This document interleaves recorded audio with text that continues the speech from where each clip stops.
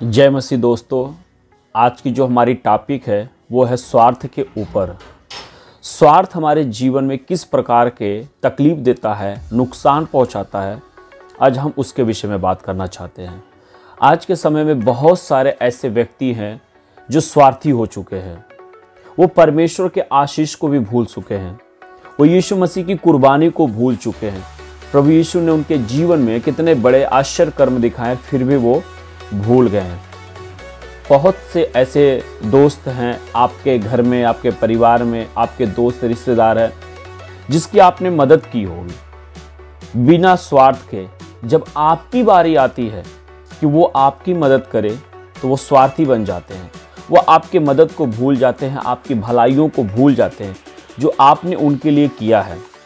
तो ऐसे लोगों के लिए वचन क्या कहता है, उसको स्वार्थी कहते हैं कि आपने किसी के दुख में जाकर शामिल हुए, उनके साथ सहभागिता दिखाया, लेकिन वही जब आपकी बारी आई, जब आपके पास किसी प्रकार का दुख आया तो वो आपके साथ शामिल नहीं हुए, वो आपके साथ सहभागिता नहीं निभाए। तो ऐसे लोगों को स्वार्थी कहता है। स्वार्थी का जीवन बहुत ही बेकार होता है। हम उत्पत्ति में भी जानते हैं कैन के बारे में कि कैसे अपने भाई से जलन रखता था और कैसे ने स्वार्थी से पहलौठापन अपने को लिया। हम वचन पढ़ते हैं उत्पत्ति 4:8 में क्या लिखा है। जब कैन ने अपने भाई हाबिल से कुछ कहा और जब वह मैदान में था, तब कैन ने अपने भाई हाबिल पर चढ़कर उसे घात किया। कैन ने अपने भाई हाबिल की हत्या कर दी। तो स्वार्थीपन इस तरह से है जो जीवन को बर्बाद करता है। ऐसे कई सारे वचन है जो स्वार्थ के बारे में बताता है। यीशु ने बार बार कहा कि तुम स्वार्थी और लोभी मत बनो, लेकिन इंसान स्वार्थी और लोभी ज़्यादातर बनता गया और उसके जीवन में कठिनाई, तकलीफ, परेशानी आता गया। दोस्तों, आप बताइए ना, कितना दिन तक एक व्यक्ति स्वार्थी बनकर अपने आप को रख सकता है?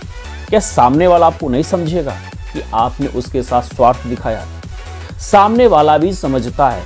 जब आपको उसने मदद किया किसी ज़रूरत पे या किसी जगह पे आपके सपोर्ट सहायता किया, और जब आप नहीं कहते हैं या नहीं करते उसके लिए या उसकी मदद नहीं करते हैं, तो क्या वो नहीं समझ जाता कि आप स्वार्थी हैं? और ऐसे धीरे धीरे आप एक दिन अकेले हो जाते हैं। प्रभु यीशु ने कहा है, तुम भूल गए हो उस आशीष को, भूल गए हो उस दया को, स्वार्थी हो गए हो तुम। स्वार्थी आपके जीवन को नरक की ओर ले जाता है। स्वार्थी आपके जीवन को और भी बुरे तरह से फंसाता है। स्वार्थी आपको एक दिन अकेला कर देता है। जीवन में दोस्तों स्वार्थी मत बनिए। निस्वार्थ प्रभु यीशु ने प्रेम दिखाया। निस्वार्थ प्रभु यीशु ने अपना जीवन दिया आपके लिए।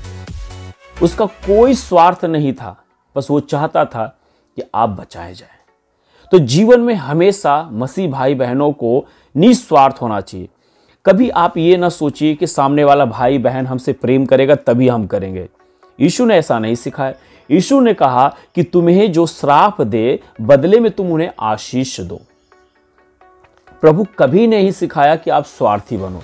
प्रभु ने कहा है कि तुम अपने सम्मान अपने पड़ोसी से प्रेम करो, तुम अपने दुश्मनों से भी प्रेम करो। जब तुम अपने प्रेम करने वाले से ही प्रेम करते हो तो उसमें क्या बड़ाई है?